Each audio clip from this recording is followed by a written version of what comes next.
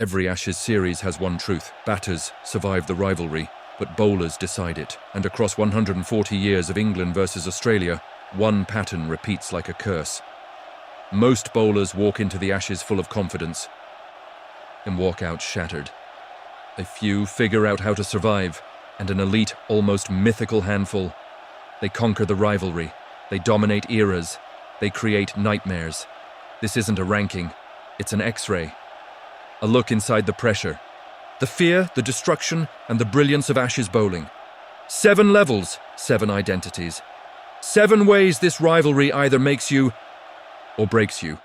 Let's begin at the bottom, where the Ashes crushes players before the ball even swings. Level 1, the leakers. These bowlers don't just struggle, they collapse.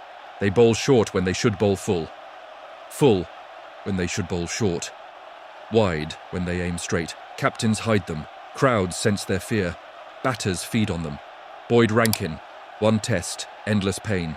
His Ashes debut was supposed to be a weapon. Instead, it became a warning. Nervous run-up, loose lengths. A calf injury that killed his speed. Australia treated him like a bowling machine stuck on demo mode. His Ashes career ended before it truly began. Steve Finn, the broken version. Early Finn had menace. Ashes Finn had panic. He sprayed no balls everywhere and lost his rhythm inch by inch. England eventually used cricket's most ruthless, label, unselectable, Mitchell Marsh, overs that hurt his own team. Half volleys, drag downs, momentum gone in overs that should have built pressure. Ashton Agar, the batting miracle, bowling meltdown. His 98 became a fairy tale only, because his bowling was a disaster. Straight, predictable, toothless. England milked him like a part-timer. Level 2, the inconsistent threats, 1 over of magic, 5 overs of chaos. These bowlers are firecrackers, unpredictable, unreliable, unstable. Mitchell Johnson, before the moustache era, 150 kph, thunderbolts 1 ball. A leg sidewide the next. Lord's 2009 exposed him, a bowler trapped between brilliance and implosion. Stuart Broad, the mood swings. Before he matured, Broad was ruled entirely by emotion. If the crowd roared, he turned into a monster. If rhythm dipped, he bowled like he wanted to be anywhere else. Chris Tremlett, beast, then blunt top by 10-11, he was terrifying.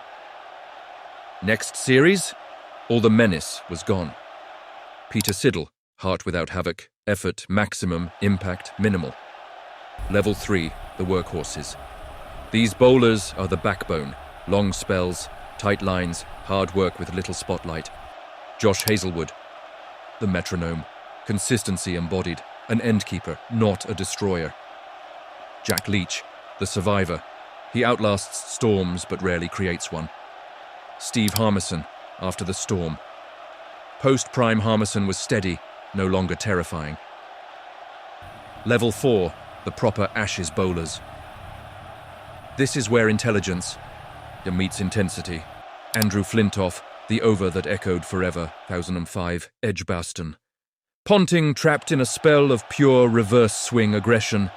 The glove tap became a moment the Ashes will never forget. Mitchell Stark, the executioner, that. In swinging Yorker to Vince, pure Ashes theatre. But control issues keep him out of higher tiers. Pat Cummins, pace with purpose. Pre-captaincy, Cummins was a machine. Rhythm, bounce, hostility. Graham Swan, the spinner who attacked, drift. Dip, mind games, left-handers. Still have nightmares. Level 5, the series shifters. These bowlers don't take wickets. They flip narratives. Ben Stokes, the bowler people forget, 2015 Lords. Hostile, emotional, series-changing spells. People remember his batting but forget he also broke Australia with the ball. James Anderson, the Cloud Whisperer, 2010. Brisbane, top order, destroyed. 2013, Lords swing so sharp it defied physics. In overcast conditions, he becomes unreachable. Ryan Harris, the bullet with a brain, his middle stump destroying ball to Cook. 145 kph perfection. Harris didn't sex him, bowl spells. He bowled verdicts. Nathan Lyon, the quiet killer, he suffocates batters over time, forcing mistakes through pressure, not tricks. Level 6, the era definers, now we enter greatness. Bowlers who did not dominate matches. They dominated eras. Glenn McGrath, precision weaponized. 2005 Lords, England, 7-21, surgical destruction. He removed the concept of luck from fast bowling. Every ball identical, every mistake punished. Batters didn't just play him. They survived him. Shane Warne, the puppet master. The Gatting ball was just the first punch, but 2005 was his masterpiece. 40 wickets, unreal drift, psychological warfare, mind games so deep that even when England won the series, then Warne won the narrative.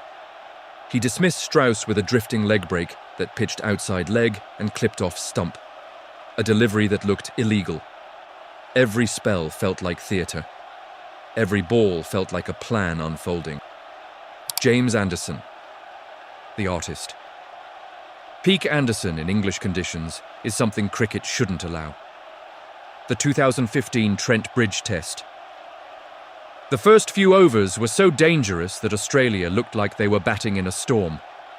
Batters said, "Sometimes you don't see the ball, you just hear the nick." Brett Lee, the sound of fear. Lee didn't need movement. He bowled fear, 150-plus kph thunderbolts. He shattered helmets, techniques, and courage. Even when he didn't take wickets, he changed matches by breaking confidence. Level 7. The immortals. This isn't about stats. This is about immortality. Bowlers who became symbols of the Ashes. Dennis Lillee, the wild heartbeat of fast bowling, the moustache, the aggression, the aura. Lillee didn't run in to bowl. He ran in to start a fight. His battles with Geoffrey Boycott are Ashes. Mythology. The bouncers. The intimidation. The crowd roaring like a gladiator arena. He personified Australian fast bowling identity. Fred Truman, England's unbreakable icon. Truman's outswinger wasn't just a ball. It was an attitude, hostility, swagger, domination.